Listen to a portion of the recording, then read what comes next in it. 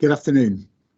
My name's Andrew Young from Southco Manufacturing, and I'd welcome you here to this session this afternoon. I hope you've had a informative and interesting show so far, and I'm hoping you get something out of the next 30 minutes and listen to me. Now, the title of my presentation may seem a little grandiose.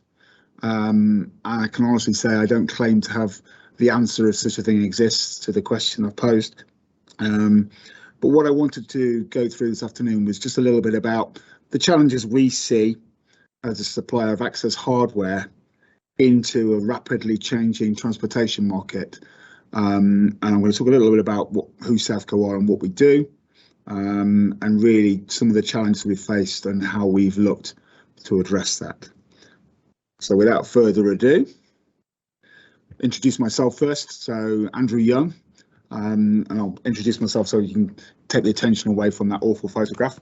As a lifelong sales engineer, I've worked within the transportation industry for most of my life, and over half of that has been at Southco, where primarily I've looked after our automotive business in the UK and across Europe.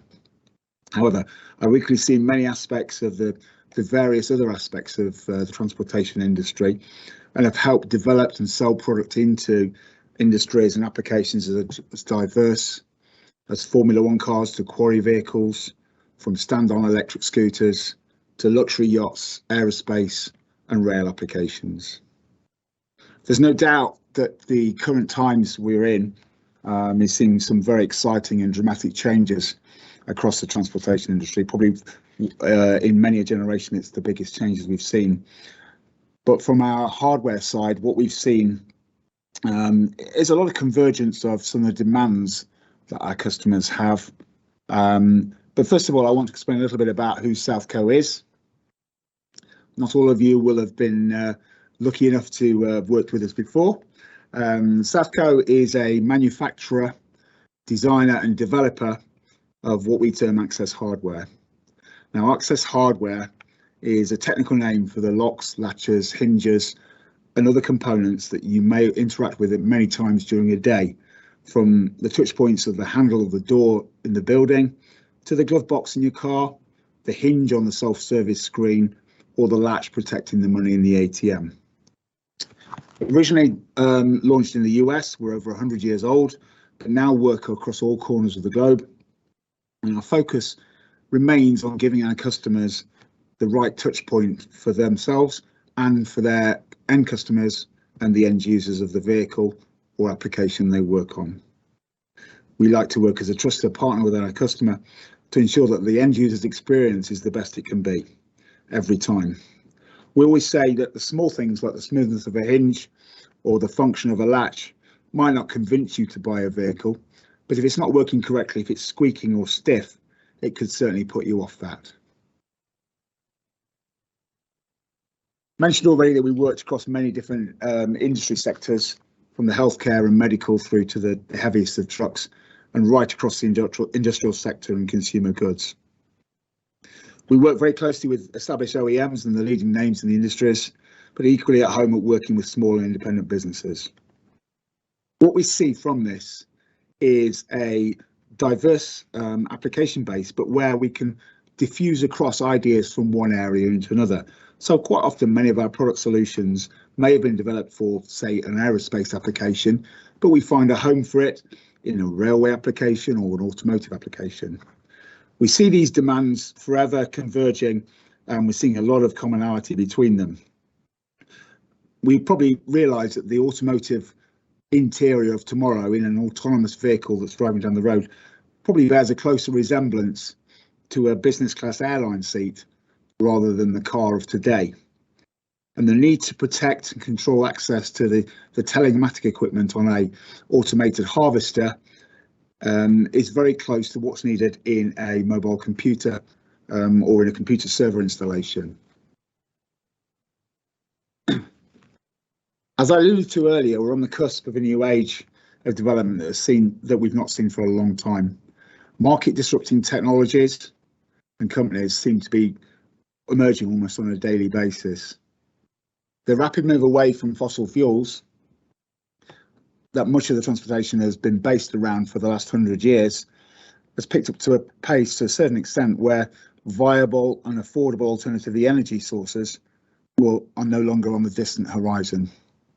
Likewise, the relentless pace of the computing development is bringing driver assistance and ultimately fully autonomous vehicles onto the roads, aircraft into the air, on the rail and in the fields, driving efficiencies, reducing costs.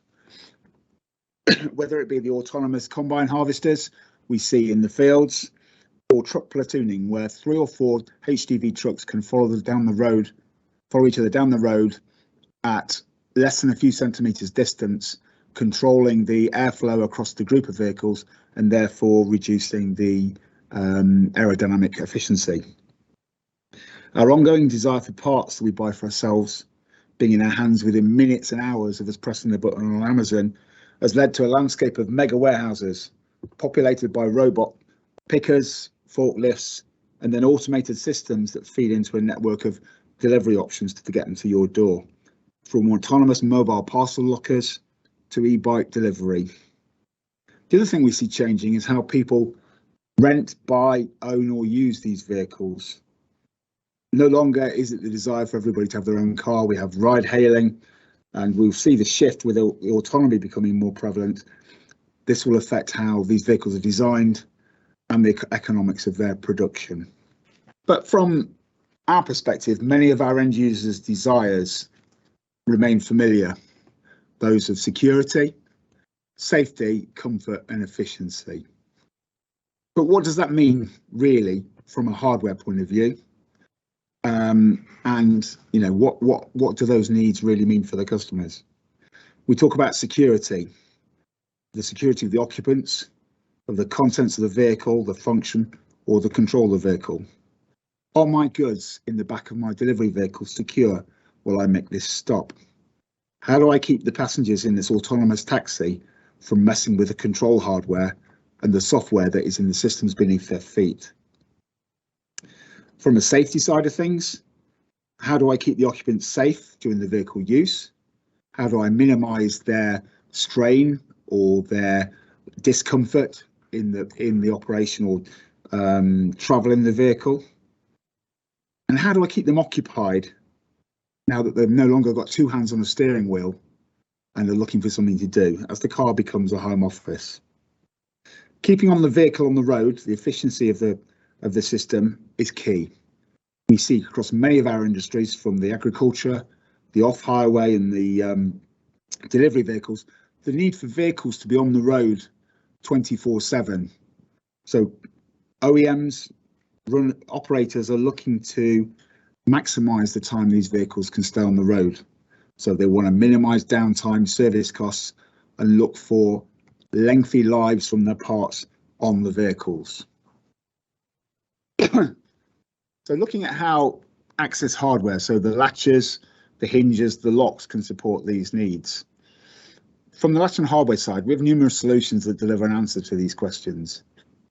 Security demands, this might mean the need for high strength latching, non-visible latching and hinging that removes the attack point for a vandal or a thief to try and access the part and steal the goods inside. Electronic access has been our greatest growth area over the last few years, basically controlling how a latch functions. So a latch then becomes electronically controllable and can then report back on its status and how and when it was opened. We're developing latch systems that have audit trail capabilities and Bluetooth links into your telephone. So you can click a couple of buttons on your telephone, open your latch, and then it will report back to you that the system is then locked when you walk away from the vehicle. Safety demands often drive us towards ensuring the parts retain the quality of their function throughout an extended life, making sure the door works equally well on the 100,000th operation as it did on the first. We're increasingly seeing very high life cycle demands from customers. Typically, in excess of 250,000 applications is no longer considered a high life cycle. But safety can also mean that the user efforts are manageable and easier to do. So things like moving a heavy door, where the door may weigh tens of kilos, the ability to open it with a feather-light touch. that an armrest can hold its position even under duress when little Johnny jumps on it and bounces up and down, and it doesn't break in a dangerous manner. But it can also mean that surfaces are cleaned easily. They don't hold dirt, they're resistant to bacteria buildup and safe to touch. Comfort is an extension of this to some degree. Can the screen and the seat back be positioned easily so that you can view it without it bouncing, without it moving and causing you eye strain? As the interior of our cars become extensions of our offices and places of entertainment, we're looking to make this as comfortable as we can. So this may be in making sure that you can hold your personal device, your laptop, your tablet, your phone in a position where you can hold it hands-free and see it without it bouncing around or moving. As I talked about earlier, the efficiencies of operation is a constant. How can a quick access fastener, such as a traditional Zeus quarter turn fastener, aid swifter servicing? Can a latch report back on how many times a door has been opened so that the medic in the ambulance knows which cupboards need topping up? And again, high life cycle and short operations through life ensure that the vehicle can stay on the road for longer with less service intervals. Now, what I want to do now is just look at a few examples of the demands we've seen across our industry and how we've worked with some of our customers in developing an answer for that. So when we look at comfort and ergonomics of our systems, certainly in the automotive area, as I said, the automotive interior is becoming closer to a business class seating with tables, device holders, screens, armrests, headrests, looking to give the occupant the maximum comfort. Southco'S developed many controlled motion enhancing products such as constant torque hinges and slides, which allow infinite positioning of screens, of armrests, of headrests, basically a position and forget. So you put it in position and it stays there throughout the need that you have for it. Our torque hinges can be symmetric and asymmetrical, including highly asymmetric one-way torque, and we're finding uses for these right across the transportation industry and passenger cabins around the world. Okay, one such application of this is a comfort headrest. So you'll be familiar with these on your airline seats, but also in the seats of trains and buses, and increasingly in the automotive world. For example, if you drive a Range Rover, the latest Range Rover has these. Basically, the wings of the headrest fold around your head and support your head should you need to sleep or rest. These have what we call a ST11 torque hinge in them. We're making in excess of a couple of million pieces a year of this type of product, and these are increasingly used right across the industry. When we talk about safe touch points, it can mean many things. As I talked about earlier, safe as in use of a part or use of a function doesn't mean the operator has to put undue effort. It's not going to hurt them when they use it. It stays closed. The lid doesn't swing down and bang into their head. But it can also mean, is the surface safe to touch? Obviously, in today's COVID enhanced environment, this becomes more keen. Southco'S worked with microbiome surface treatments to supply bacterial resistant surface treatments onto the hardware of our parts so that customers can ensure that they're as resistant to bacteria transfer as they can be. I've got a quick question that's come in from Ray, rather than save this to the end. In electric passenger cars, where do you see the biggest application changes and opportunities for component suppliers? What we think of is application areas. One of the biggest areas we see is this motion control. So as the seating becomes more like an aircraft cabin, you want to have your device close at hand. You want to be able to position it. You want to be able to put the armrest in the right position, the headrest in the right position. So we're seeing a lot of demand for these torque control hinges. Just carry on. I'll come back to the other questions in a moment.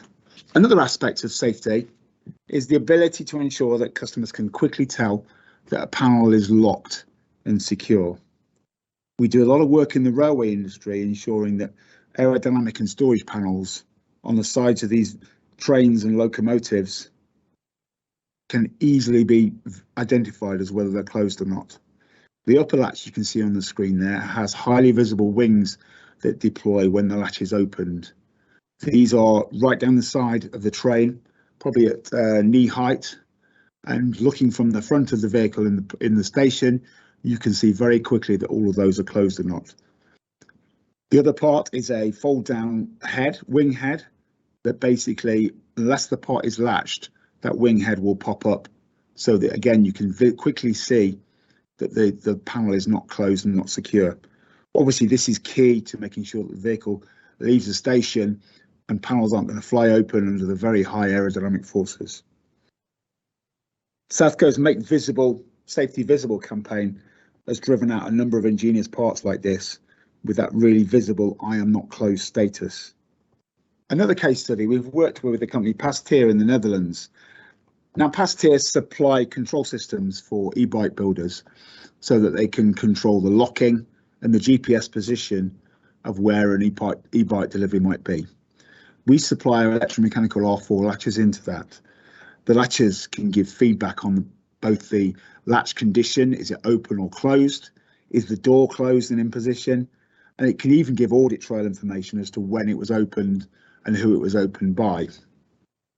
All of this works on low power battery systems that a e-bike would typically have. One big thing we've seen over the last few years is meeting the needs of users with restricted physical ability. We've many customers looking to improve the environment and comfort, safety and security of passengers in this condition. Rotary actuators and cable systems that allow remote release of wheelchair ramps, or remote latching of seats into position or wheelchairs into position, and then very secure stowage during vehicle movement.